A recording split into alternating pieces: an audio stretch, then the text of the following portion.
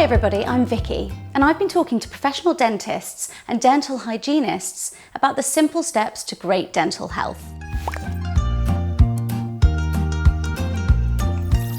Did you know your tongue holds 50% of all the bacteria in your mouth, and it's responsible for about 9 in 10 cases of bad breath? Many people believe toothbrushing alone is enough, but if you don't clean your tongue, the bacteria will transfer to your teeth even after you've brushed. To clean your tongue effectively, you need something like this highly rated tongue scraper called the Orabrush.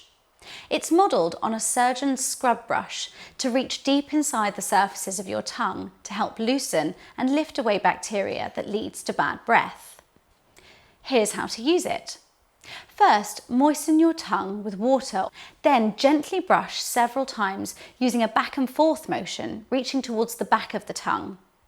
Remove the residue generated from brushing with the scraper located at the top of the brush. Now rinse your mouth to remove the loosened material, leaving the tongue clean and fresh. Clean the Orabrush with water and store.